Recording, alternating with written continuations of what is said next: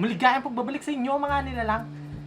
It's a good day, it's a brand new day, it's a special day na naman kasi mag-unbox na naman tayo ng another item, okay, from Lazada, okay, lazada.com.ph.com ulit. Okay, so this is the Boya BY-M1 omnidirectional lavalier lapel microphone for smartphone and DSLR camera eye. Okay, so another brand from Boya again. So, yung gamit kong mic ngayon is yung Boya BY-M1 kung di kayo aware. So, mamaya pagko-compare natin yung dalawang items, si Boya BY-M1 at saka si Boya BY-M1. Para silang microphone pero this time this is lapel mic. Okay, so mas mahaba yung range ng wire niya compare sa ating gamit ngayon. Kaya huwag na natin patagalin pa mga lang. Let's do this, yo!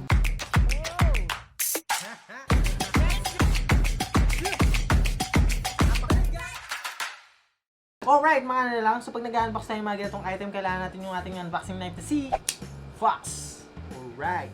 So here is it, man. Here is it. Saan ba magandang hatiin to? Dito sa baba. Dito. Ulit. What?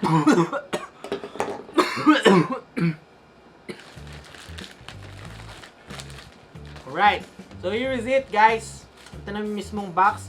So good job seller again. Binigyan niyo po ng bubble wrap for the protection of the package. So let's unbox this again. I mean unplastic.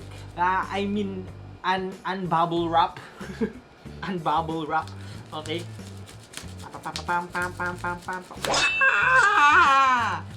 Wow! Wow! Wow! Kung wala ka nang maintindihan, kung wala ka nang... Okay, so ito na po yun. Boya Lavalier microclavet. Ano sabi? Superb sound for presentation and video recording. Compatible with. Okay, meron siyang naka-indicate na smartphone, iPad, laptop, camera, and camcorder. So features. So we have the clip-on mic for smartphone DSLR camcorders, audio recorders, and PC. Omnidirectional condenser mic. Ibig sabihin is Omni. Kumbaga buo. Okay, buo na, wait lang, ano ba?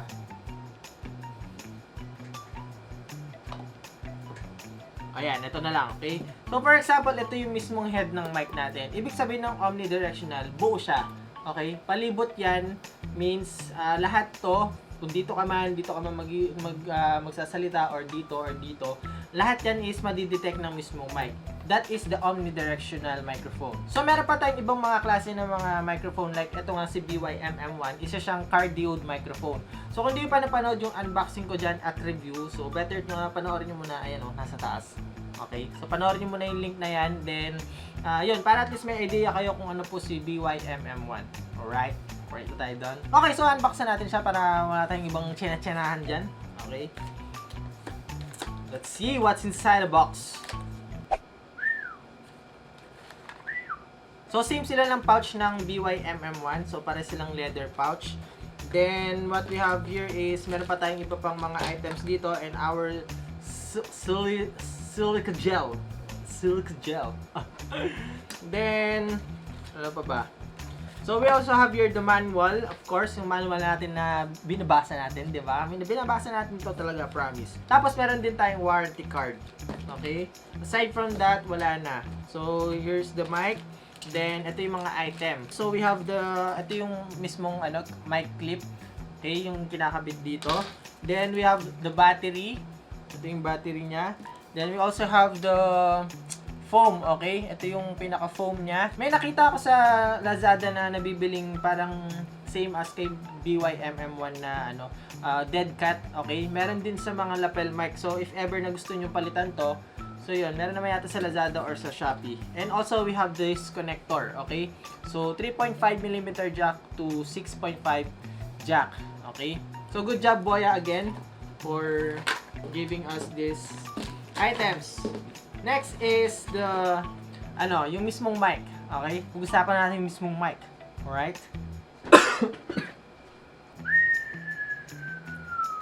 Napakahaba ng wire. Napakahaba ng wire, guys. So, yun nga. So, 6 meters yung wire nito. Compare sa other lavalier mic na sobrang, sobrang tawag doon, iksi. Okay? So, this one is 6 meters. 6 meters ang ubusin yung 6 meters.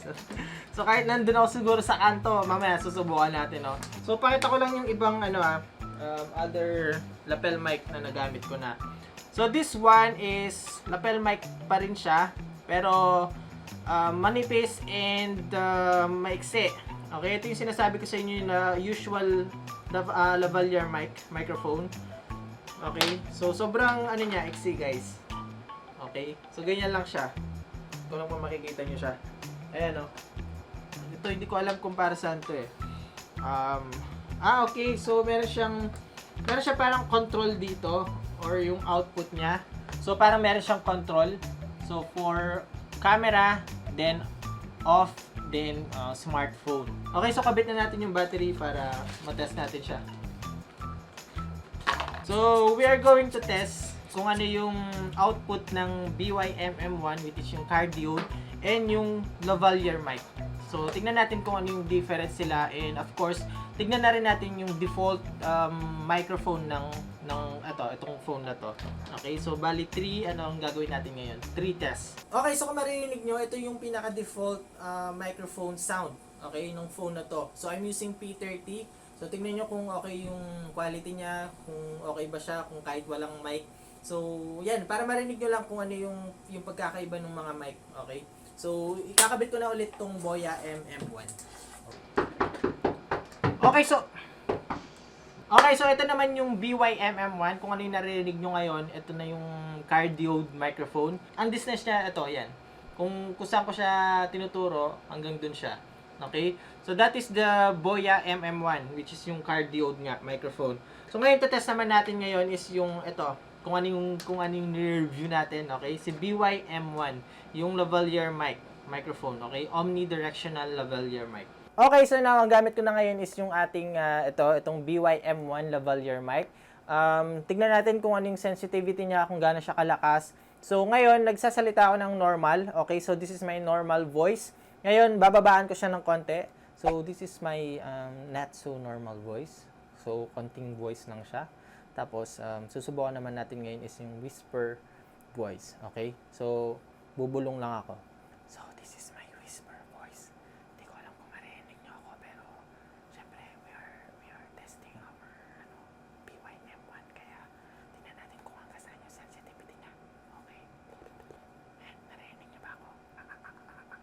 So I'm not sure kung ano yung magandang quality, kung yung default microphone ba ng camera na to, kung yung BY-M1 or itong lavalier mic. Okay, so paki-comment na lang sa baba kung ano sa tingin niyo yung the best para sa sa audio recording, okay? Hanggang dito yung distance ng mic na to. So hindi ko alam kung marinig niyo yung surrounding, pero andito ako ngayon sa daan. Okay, para at least makita niyo na hanggang dito yung range ng lavalier mic na to. Okay? Nice. Okay, so ganun yung distance niya guys kapag gamit natin itong lavalier mic na to. And one thing pa doon, so meron sabitan yung ating parang control niya. Ayan, so meron siyang sabitan na ilagay natin sa ating belt, ganyan, or sa end ng short or yung pants natin para hindi siya malaglag syempre. And one thing pa na napansin ko guys is medyo sensitive nga siya talaga. Okay? So konting konting kuskus, konting pagsasalita lang is rinig na rinig ka. And final comment ko dito kay BY-M1 is okay siya guys. Good siya for good siya for interviews. Like yung mga long distance shot or yung mga film natin is malalayo yung mga camera. So better to use lavalier mic. Tulad nga yung ginawa natin kanina, kahit na malayo ako is clear pa rin, rinig na rinig pa rin ako sa sa distance na yun, okay? And that's it for today's video, guys. Sana nakatulong itong video na to kung sakaling babalak kayo bumili ng BY-M1 na Boya, isang omnidirectional lavalier mic, guys. Kung gusto nyo pa makita ng iba't ibang mga klaseng unboxing and reviews tulad nito, pinapayo ko na sa iyo kaibigan mag-subscribe sa akin channel. Huwag mo na rin kalimutan yung notification bell para update ka pag bago upload. Okay ba tayo doon? Alright! Hanggang sa muli nating pagkikita. Night suit!